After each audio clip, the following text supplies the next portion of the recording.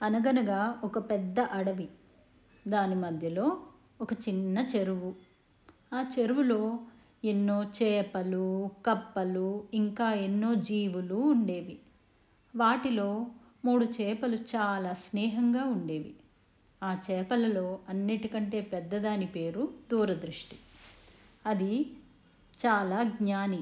ఏ విషయాన్నైనా ఎంతో దూరం ఆలోచించి అర్థం చేసుకొని తెలివిగా నిర్ణయం చేసేది. మిగతా 2 చేపలకు జీవితంలోని ఎన్నో విషయాలను గూర్చి వివరంగా చెప్పేది. రెండవ చేప పేరు సమయస్ఫూర్తి. ఇది చాలా తెలివిగలది. లోకజ్ఞానం లేకపోయినా సమయానుకూలంగా వ్యవహరించేది. మూడవ చేప పేరు మందబుద్ధి. అన్నిటికంటే చిన్నది. బాగా బద్ధకస్తురాలు. జీవితంలో దేనిపైన దానికి ఆసక్తి లేదు. అవి 3 స్నేహంగా చెరువులో హాయిగా ఉండేవి. ఇలా ఉండగా ఒకనాడు అవి ఒక చోట చేరి మాట్లాడుతూ ఉండగా ఒక కప్ప కంగారుగా అక్కడికి వచ్చి ఇలా అరిచింది. పారిపోండి, పారిపోండి, వేటగాళ్ళు వలలతో ఇక్కడికి వస్తున్నారు, మిమ్మల్ని వాళ్ళు పట్టుకుపోతారు, పారిపోయి ప్రాణాలు దక్కించుకోండి అంది. దూరదృష్టి కంగారు పడకుండా ప్రశాంతంగా కప్పను అడిగింది. ఏమి జరిగిందో చెప్పు మండూక మామ అని. దానికి కప్ప ఇలా చెప్పింది. నేను చెరువు గట్టును కూర్చొని ఉండగా ఈ సాయంత్రం 3 వేటగాళ్ళు ఇటుగా వచ్చి మాట్లాడుకోవడం విన్నాను. వారు ఒకరితో ఒకరు రేపు ఇక్కడ వలలతో వచ్చి ఈ చేపలన్నిటినీ పట్టుకుపోదాం అని అనుకోవడం నేను నా చెవులారా విన్నాను. తొందరగా పారిపోదాం రండి అని అంది కంగారుగా. అది విని చేపలకు భయం వేసింది. దూరదృష్టి అందరితో, భయపడకండి, మనం అందరం చెరువుని ఆనుకుని ఉన్న చిన్న కొలంలో తలదాచుకుందాం. వేటగాళ్ళు వెళ్ళిన తర్వాత తిరిగి వద్దాం అంది. ఇందుకు చేపలు చాలా వరకు ఒప్పుకున్నాయి.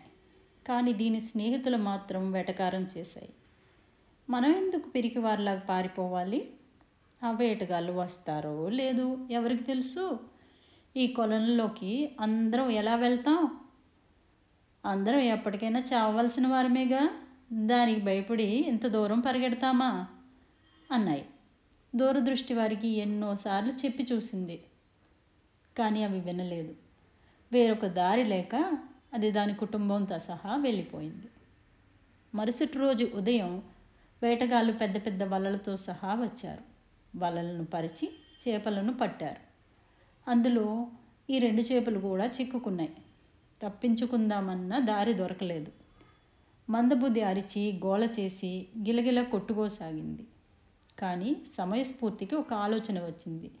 అది వెంటనే చచ్చిన చేపలాగా కదలకుండా మెదలకుండా ఉండిపోయింది. వేటగాళ్ళు వలలను తీసి దానిలో చచ్చినట్టు పడి ఉన్న సమయస్ఫూర్తిని చూచి ఇదేదో జబ్బుతో చచ్చిన చేప కాబోలు అని దాన్ని తిరిగి నీటిలో పడేశారు. అది వెంటనే దాని ప్రాణం దక్కించుకొని అక్కడి నుండి ఈదుకుంటూ వెళ్ళిపోయింది. కానీ మందబుద్ధి మాత్రం ప్రాణం కోల్పోయింది. అందుకే పిల్లలు, జీవితంలో ఏ ఆపదనైనా ముందు చూపుతో కొన్నిసార్లు, సమయస్ఫూర్తితో కొన్నిసార్లు అధిగమించవచ్చు. సోమరితనంతో, నిరాశతో ఏది సాధ్యం కాదు. సరేనా? ఈ రోజుకు ఇంతే. రేపు ఇంకో కథతో కలుద్దాం.